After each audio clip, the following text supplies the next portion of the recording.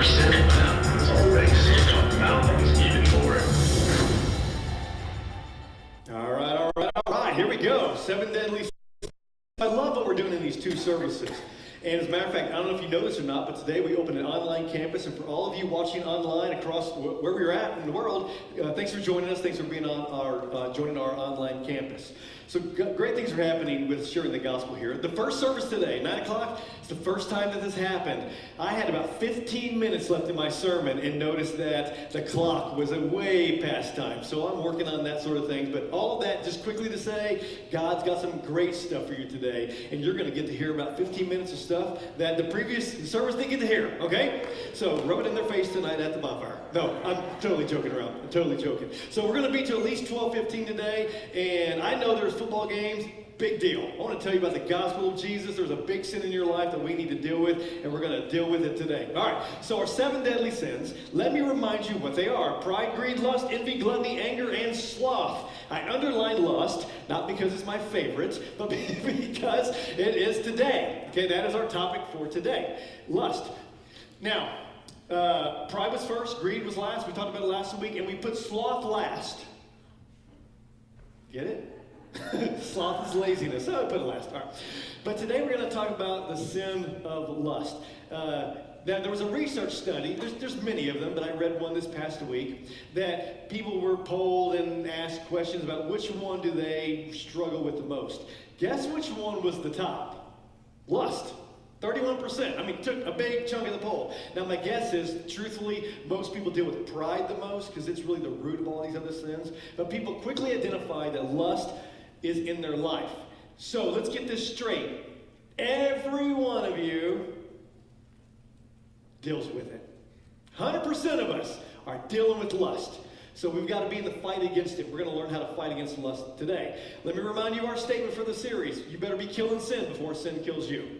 Sin is deadly. It's eternally deadly, and it's physically deadly, it's emotionally deadly, it's relationally deadly, it's physically deadly. In so many ways, sin is trying to kill us because Satan's job description, self-proclaimed job description, is to steal, kill, and destroy. John 10 tells us all about that. He wants to kill you in your life, and sin is his tool. So we better be killing sin before it kills us. We're in a battle. This is really an aggressive sermon series, learning to fight against these sins. Now, let's roll. Here we go. Let me talk to you about lust. Let's talk about what lust is. We're going to define it, and then I'm going to give you 9 tools to fight against it today. Like I said, last service, I think I got through 5.5 of these, but we got some great stuff that God has for you, all out of His Word. What is lust? All right, you probably know what it is, but let's explore some things.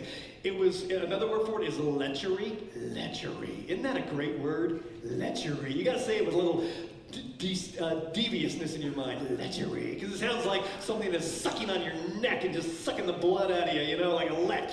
Okay? Whatever it means, I don't want it in my life, right? It's kind of one of those words. Luxuria is also the word. This is the word that the early church would have used. More formal word for lust. Back in the day, it means carnal, which we get the words carnival from, or carnivore, which means a flesh eater, or a carnival is a flesh affair, okay? So it's all about lust, and luxurious what that is. All right, so lust, here's the definition. Objectifies people, and it disregards God. Objectifies people, dishonors God. So it dishonors people in that when you experience lust, you're looking at a person or a picture or something that you want to meet your need. That's what lust is. And you're really objectifying that person. You're saying, I want you to meet my needs, but I don't want to be in a covenantal marriage relationship with you. I just want you to meet my needs, whether on picture or in person or whatever. So it objectifies people. It also disregards and dishonors God. Meaning this, lust is simply sexual desire that is not guided by God. God has created us as sexual beings, and there's good to that, and God's plan is for sex to be in marriage. That's His direction for us. Now I'll come back to that in a few minutes and we'll explore that, but that's the only place where it is good. You've heard me say it before marriage, nothing. Then get married, make up for lost time, baby. Right? That's God's plan. That's right out of the Bible, okay? By the way, marriage does not solve your problem with lust. Jesus helps with that, but it does help. We're going to get there. And don't forget this. In the Bible, Satan did not show up to tempt Adam until after he was married. That's not a joke against women. That's not what that means. But marriage is when God, or Satan really comes to attack us. So we need to keep that in mind. There are plenty of opportunities for you to experience this sin. Now, we live in a lust-filled world. It is everywhere. We're constantly exposed to it, and we didn't used to be. So you can do this. Think about the 1920s or the 1930s or, way back in the day, the good old days, and you see those pictures of people at the beach. What were they wearing? Full, body armor, all the way down to their ankles, all the way down to their wrists. Their heads were covered. They lived that way, but not so anymore. In the springtime, March, April, the stores all put out their bathing suits, and let's just say Victoria has no secret anymore, right? Almost everything is being bared, it seems. I remember when I was a kid, some of you may have grown up in the church, and back in the day, this was the 70s, I guess, when I was a kid, early 80s, probably 70s, I lived in Alabama. My dad was pastor, and he was the camp director. 2 swimming times every day. 1 for the girls, 1 for the boys, so no one would lust and get pregnant, right? And now that I'm a dad of a little girl, yeah, I'm a fan. Let's go back to that. All in favor, say aye. All right, that's good. All the dads with little girls said, absolutely, let's do that. That's a good plan. And back to the big, long swimming suits that cover your bodies, okay? But we live in a constant environment that's constantly at us. As a matter of fact, you know this, that early TV shows wouldn't even show, in their set decorations, they wouldn't show a single bed. Think about the Dick Van Dyke Show or I Love Lucy, if you remember those. They were married, but in their bedrooms, they didn't show them in bed, but it showed 2 beds, right? And it wasn't until really Bewitched and the Flintstones, if you can believe it or not, were the 2 shows that began to show 1 bed. The Flintstones, meet the Flintstones. They got 1 bed for their family, or whatever, So that's the culture we live in. Now, I find this fascinating. I don't know what to do with this, and I'm going to flavor your thoughts for a month. Today is October, and it begins in the NFL, the month where they all wear pink, right? You know, you watch NFL, some of them today will have pink gloves on and pink towels and pink socks and shoes. That's for Breast Cancer Awareness Month, which is fantastic. But there's also something lustful about all these men fighting for ladies' tatas. You know what I'm saying? Lust is everywhere. Lust is everywhere. And there's some good to that, but you get my point. There's even restaurants that are designed for this. I didn't make this word up. They're called restaurants. So, Hooters, that sort of thing. And then there's one in Japan that shows men up. You know what it's called? The Macho Meat Shop. That's what Eric likes to call me, the Macho Meat Man.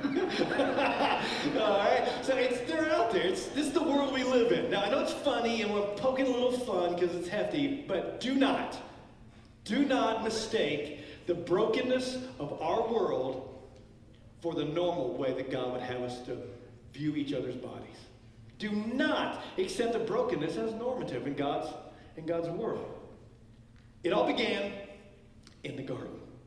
Here's where it began. Like all sin really began there, culminates. Let me read to you a few verses from chapter 3. I've squished them together. Here they are. It's after Adam and Eve, our first parents, sinned. They eat the forbidden fruit. Then their eyes were opened. So it's about their eyes, okay? And they realized they were naked. So they sewed fig leaves together and made coverings for themselves. And later on down the verses, it says Adam named his wife Eve. And then God made garments of skin for Adam and his wife and clothed them. This animal skins, that sort of thing is what we're talking about here. So God made them before sin, and they were naked and not ashamed. When's the last time you were naked and didn't feel shamed?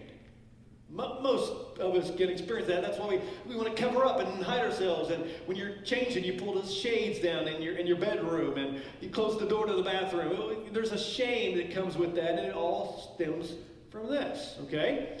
But God created them first to not be ashamed. But when they sinned, their eyes were changed, and they began to see each other differently. They ate forbidden fruit, and then they covered themselves up. Who were they hiding their bodies from, is my question. Were they hiding from God? No. They were hiding from each other.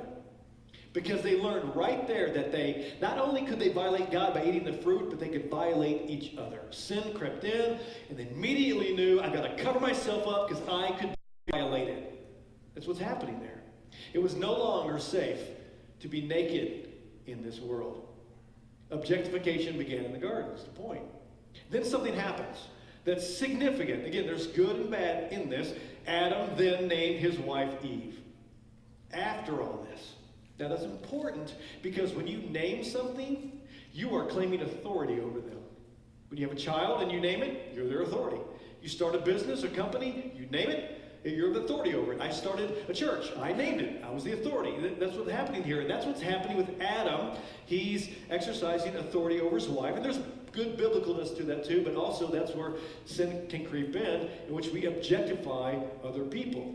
And when we objectify other people, we're kind of doing the same thing. And then God comes in and he makes them clothes. Why? Was their fig leaves not good enough? It's really showing the heart of a father who cares about your body. He wanted to help them cover up and be protected. And he cares about protecting us. So let me show you this. Colossians 3:5, with that in mind, how we can be protected. First of all, it says, Colossians 3:5, put lust to death. Don't manage it. Don't do it on Tuesdays. Don't try to compartmentalize it. Kill it. Jesus died on the cross so we can destroy these things. And that's what Colossians is telling us. Dwight Eisenhower said this. War is a terrible thing. But if you're going to get into it, you got to get into it all the way. I think that's true with lust here, okay?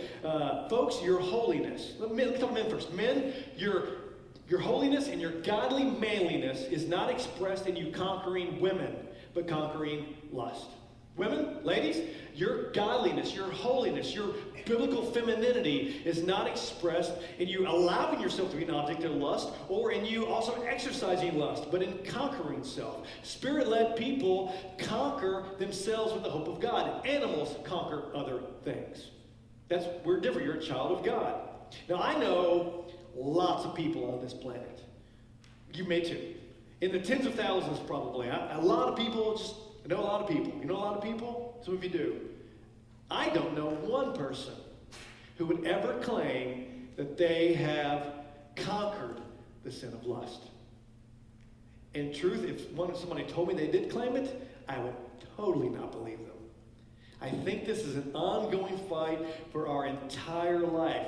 Now, I'm not saying that we can't be victorious over sin. I'm not saying that, because we can in Jesus. But I'm saying Satan constantly, as long as you got breath, Satan is going to come at you again and again and again. So we've got to be in the fight. We've got to be in the battle.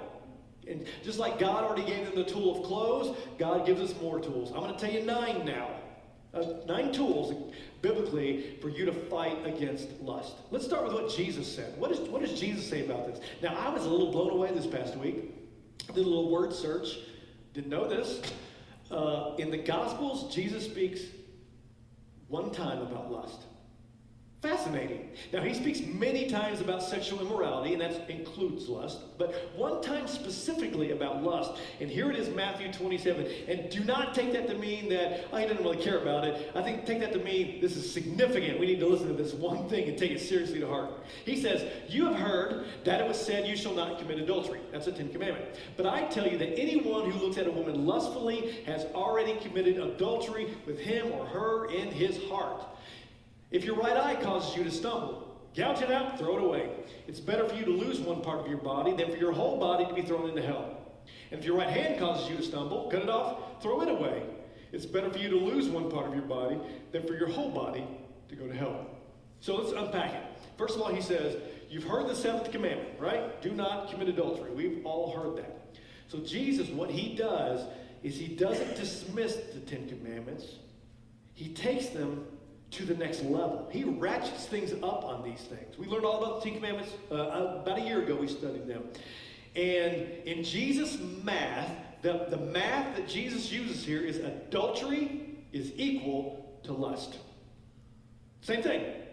He says not just about your body, it's about your mind. Adultery doesn't start in your pants. It starts in your mind is what he's saying. And it really matters what goes in our mind. Before adultery works itself out in our life in some sort of practical bad way, it starts right here in our mind. And that's why we've got to start here with our mind.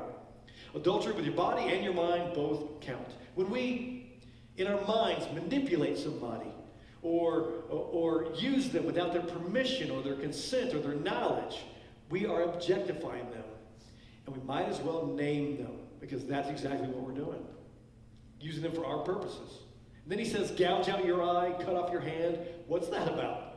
Don't really do that. There have been people in history who have actually done that. Physically, gouge their eyes out, cut their hands off in order to avoid this sin. I don't think that's what Jesus means. I don't think it's literal. I think he's simply saying that heaven and hell are at stake when it comes to your eyes, what you see and what you do. Jesus says that if you don't fight the sin of lust with the seriousness that it would take to cut off your own hand, you could be in the trouble of the fires of hell. You've got to take it that serious. Jesus is not trying to squelch sexual desire. He has a plan for that in the context of marriage. He's just trying to keep us from doing anything that would cripple our ability to love someone and our capacity to be loved. That's what Jesus says. Let me say this from 1 Thessalonians.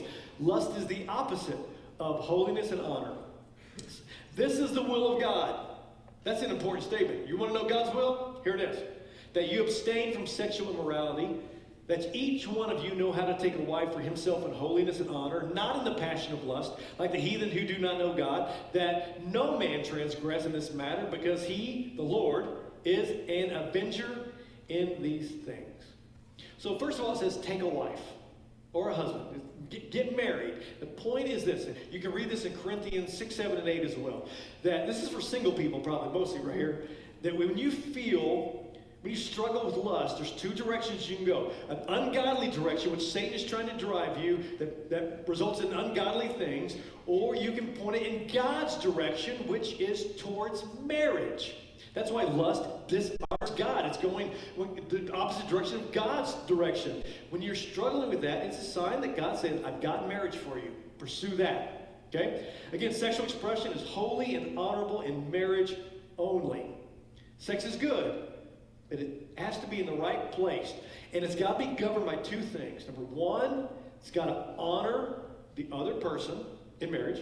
And two, it's got to be in holiness towards God. There's your words. Holiness and honor right there. Lust is sexual desire without those two things. And it says, when you do that, you're just like pagans. Church, let me tell you this. I love you. I care about you. And one of my deepest concerns for you is that you would go through life coming to church on Sunday, worshiping God, and living Monday through the rest of the week like the pagans. That is not what God has for us. That is not holiness. That is not honor. That's why we've got to be in this battle all the way, because it will come at us constantly. And it says God is the avenger. What does that mean? There's a price to be paid for sin. That's why we need to deal with it. Here's a third thing. I believe it's third is guard your eyes. This is Job from the Old Testament. I made a covenant with my eyes not to look lustfully at a young woman or an old woman or a middle-aged woman or a man, anybody. Not to look lustfully at another person, not objectifying them. You and your eyes, me and my eyes, we all, with our eyes, need to make this same covenant deal. We need to guard our eyes, what we see. So is it wrong to notice an attractive person? Well, no, that's not wrong at all. God made us to be attractive to each other. When God made Adam and Eve, he put them in the garden, and he goes off to heaven, and when he comes back, he didn't say, what are you doing? This is not what I have in mind. No, it's exactly what he had in mind. We fit together, and we love together, and it's all God's plan. It was his plan. But coveting comes in when we get out of that marriage context and we begin to look elsewhere. That's why we need to guard our eyes, because Satan is trying to keep us from doing God's plan and looking other places. When's the last time, let me say this, there are all kinds of songs on the radio that are sexually provocative in the wrong way. When's the last time you heard a song that celebrated a couple being married 50 years and loving each other? I know they're out there, but I can't name a single one. Okay? Because it doesn't sell as much, I guess. Did you know that 30% of the internet is pornography? 30% is pornography. They say, I don't know how they figured this out, but they say there's more traffic to porn sites than Netflix, Twitter, and Amazon combined. I don't know how they figured that out. Sounds like a terrible research project, but that's what they say. And I've told you this before, let me remind you because it applies. The number one day of the week for people that download porn is Sunday. And I do not think that's a mistake for a couple reasons. One, I think a lot of men are not going to church and they're letting their wife and kids go to church and they're not going, they're staying home, and that's idle time, that's not good. But most importantly, it's worship. I really do believe that. I think that's what we're dealing with. Because in America, there are two things. There are two religions in America. Practically speaking, Christianity and sex. And people are worshiping the Creator and creation, or the creation all times. And Romans tells us that you will worship one or the other. You will worship the Creator, and if you do not worship the Creator, you will worship creation. And that's why I think that happens on Sunday. Make no mistake, every time lust comes in our life, we're worshiping. Here's another one. We need to see people as family. 1 Timothy says this: treat an older man as if he were your father, and treat younger men as brothers, older women as mothers, and younger women as sisters with absolute purity. Really, what that means is we need to stop seeing people as sexual objects and see them as family members, children of God, brothers and sisters in Christ. But I don't think this is just in the context of church relationships, although it definitely is. I think this extends to all relationships in the world, because everybody's a child of God. They may not confess him as their father, but he created every single one of them, whether they love him back or not. Jesus treated people this way. Jesus had many women friends, specifically two, Mary and Martha. He ate at their home. Their brother was Lazarus. He stayed at their house. He spent time with them. Never inappropriately. All good, godly, brother and sister-like relationships is what's happening there. Now let me say this in the context of this whole theme. I've said it before. I'm going to keep saying this to you because I want to protect you. Men and women can be friendly, but they cannot be friends. They cannot. I do not believe that at all. I don't believe that's biblical at all. I believe that leads to emotional affairs. If you have a private relationship with someone of the opposite gender who's not your spouse, then you are in a bad spot. Sin, perhaps, even.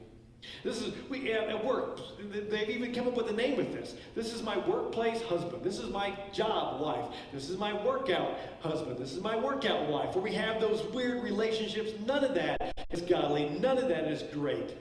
Song of Songs says it this way. Listen to this. It describes the marriage relationship in this. It says, he is my lover, he is my friend.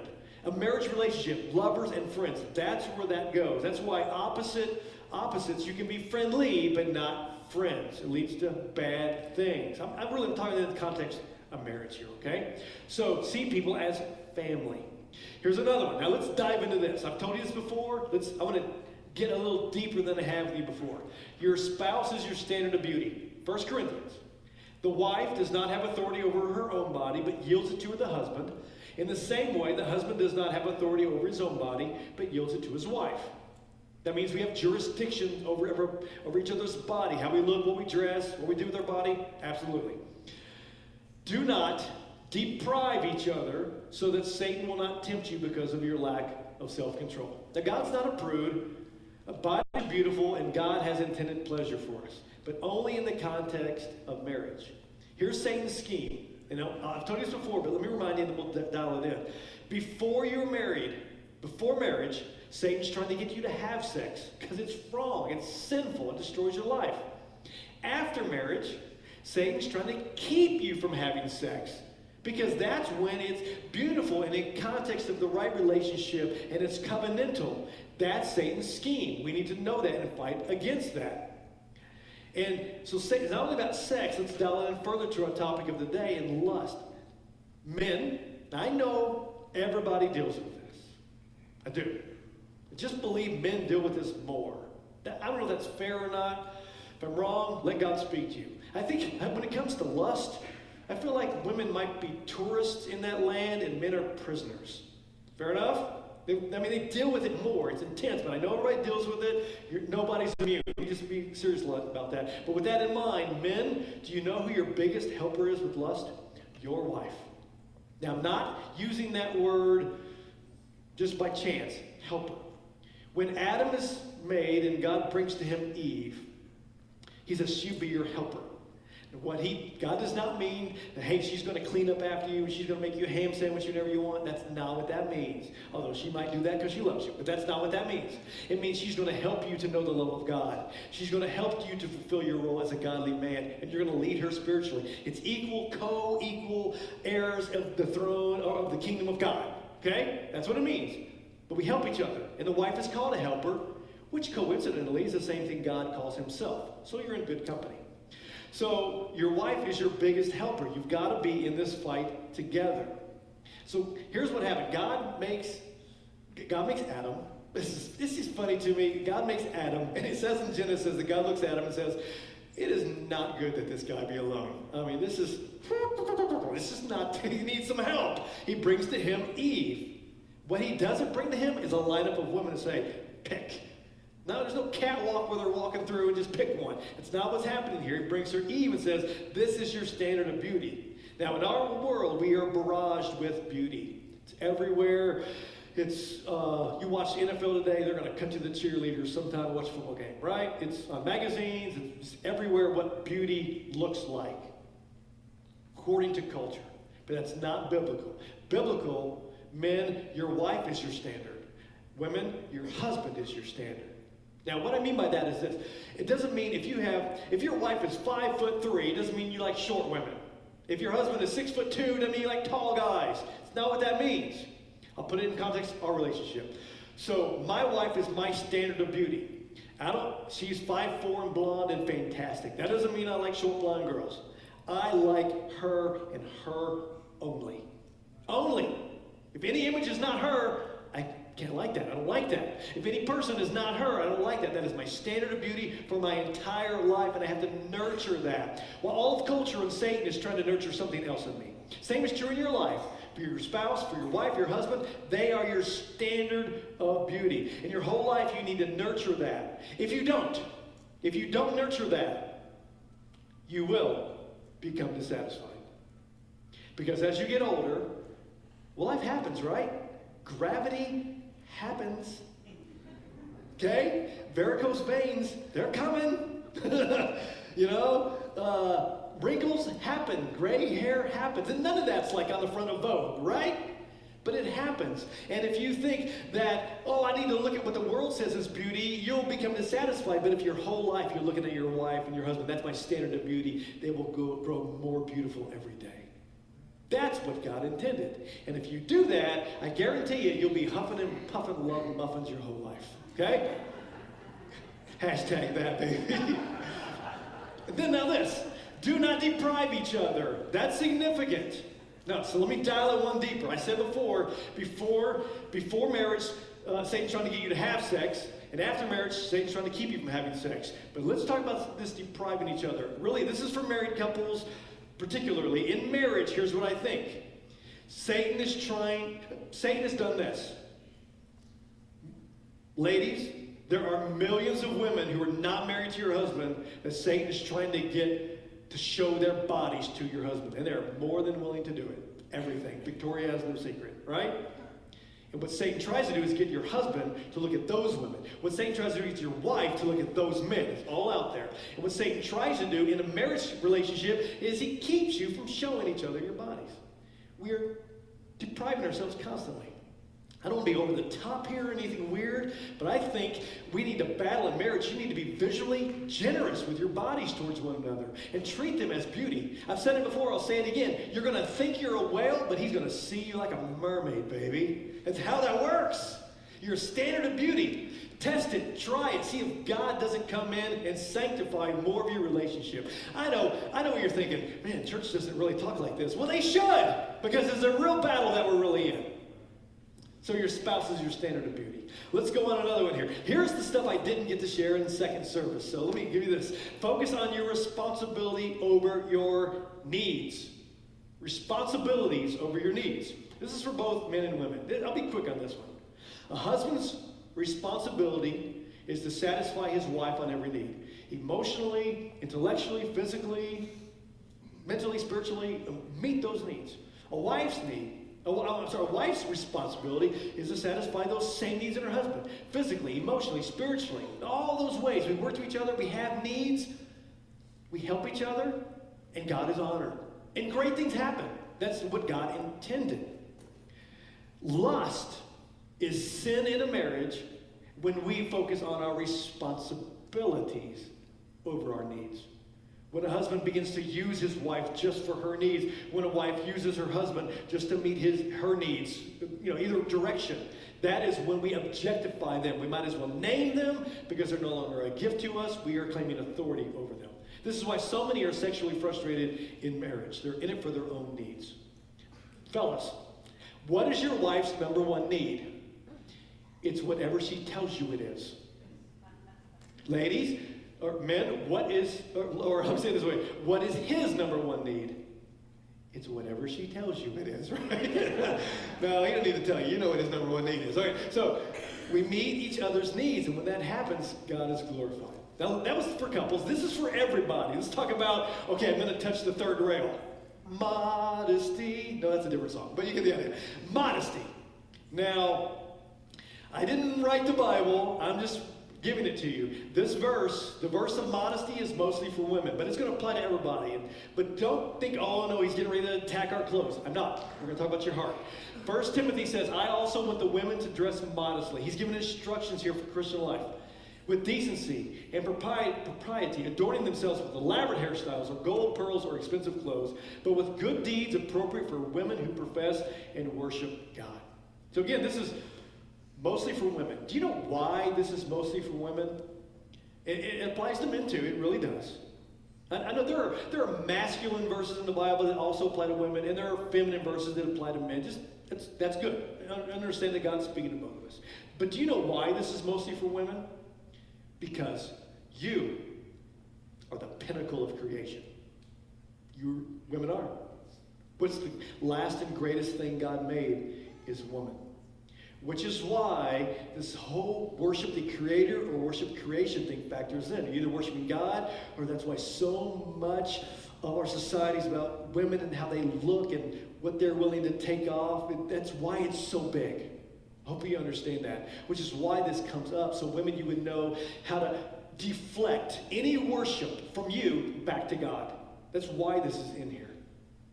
God is concerned about all your life, and including your closet. Let me just say this, your neckline and your hemline should never meet, just in case you're wondering. That's an important distinction, okay?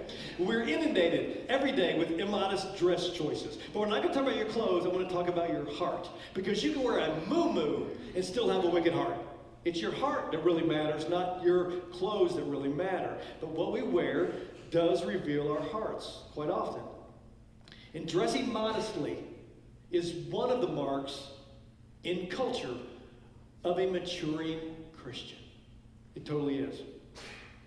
So am I saying that women need to be prudes and you need to wear like overalls and all that? No, not saying that at all. That's not what this passage means. I'm not even going to get into, I don't have like a list of what to wear. Not at all. I'm just saying this.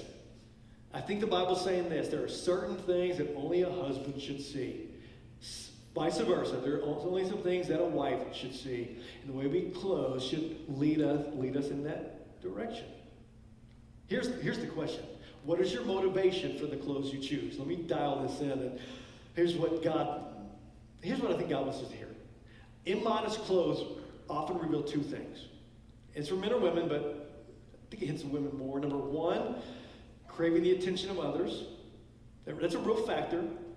Every man knows when a woman dressed immodestly, we know she's craving attention. It's just not lying. Everybody knows that. Every gal knows when a guy dresses immodestly, he's craving the attention of men. We know that. But more importantly, I think for women, here's what happens. You're dressing more for the attention of other women. And men do the same thing, you know? I'll give you a hint, women. Men never have any clue what shoes you're wearing. They have no clue what shoes you're wearing, you know? But you wear shoes, you put nice shoes on for other women. Now I'm picking on you, I'm having a little fun here. Hopefully you get the gist of this, okay? And sometimes folks dress to be the trendiest, the thinnest, the most current, the fittest. The problem is that oftentimes it's not the clothes, it isn't the clothes that the problem is, our heart, and we dress in such a way to elevate ourselves above others. That is how Satan likes to come and say, you're the pinnacle of creation, so dress to make other people feel like you are. I think that's a real thing that Satan does to folks. You may not be dealing with this. If that's not the case, great. But godly women, godly men do not seek to dress in such a way that elevates themselves above other people. We seek to deflect all attention to God. That's what he's saying here.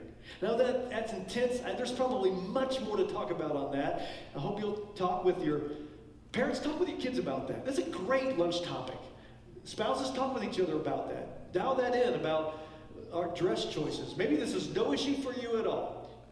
Maybe it's an issue. Last two things. Flee. Band, you can start getting ready, band. Flee. Flee from sexual immorality. The word sexual immorality, just so you know, is really an all-encompassing word in the Bible. Do you have one of those drawers in your kitchen, the junk drawer? In the junk drawers, you put a little bit of everything. If you don't know where something goes, it goes in there. Locks, pens, old cell phones, it just goes in there. The word sexual immorality in the Bible is like the junk drawer. It all goes in there. The word is porneia, and it means lust and pornography and adultery. It's all just lumped together in this word. Flee from it. Now that's God's standard advice for any sin. Sometimes we just need to run, Forrest, run! Sometimes that's what you got to do. And that's great advice. You're not a coward or a chicken if you run. You need to run from something, to something, and with someone. You need to run from sin. Sometimes sin comes, you need to run from it. From your computer, from commercials, from whatever. Sometimes you just need to run. Get out of there. Run from something, but you got to run to something. If you simply run from sin and not to Jesus, you're in trouble. You got to run to Jesus. Nurture your relationship with Jesus. Nurture that. Flock to Jesus, his word, have it in your life, and pursue that. Run from sin, run to Jesus, and run with other Christians. Well, you're doing that right now. We need to constantly be around other people who affirm these values. One of the greatest blessings of church is that. Isn't it great when you, as a family or around another church family who has the same values, and your kids see that, hey, those parents are telling those kids the same thing I'm telling my kids. That's awesome. It's reinforced. It's the village concept of growing each other in faith, and that's powerful. And lastly, and you come on up, band, and get ready if you would, to fight lust, nurture your deepest desires. Again, I've told you this before, in context of many things, but nurture your deepest desires. Psalms 37, take delight in the Lord, and he will give you the desires of your heart. Here's the big idea. Look down the road of your life, whether you're single or married, divorced, whatever. Look down the road of your life. What do you want for your future? You know what I want. I've told you before what I want. When I look back on my life, I want to grow old with Erica. Love her. I want to grow old with her.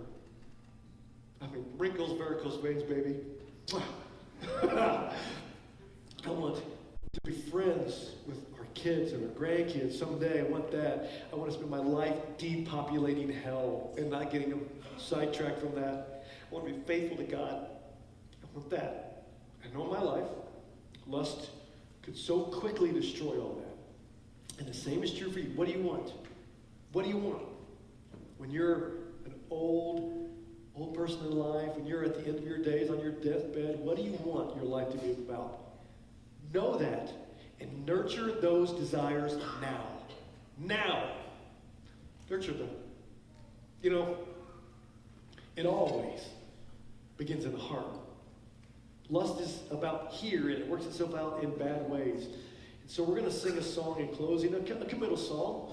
I don't know where you're at in all this. I know everybody struggles with this, so we probably all need to come to the altar. I'm not going to open the altar, but you're welcome to come. But I hope as you sing this song, you'll just use it as a time to reaffirm that you want to give your heart to God. You know that he can purify you and help you, forgive you. So we're going to sing this song in closing. I give you my heart. On your feet, and we'll sing together.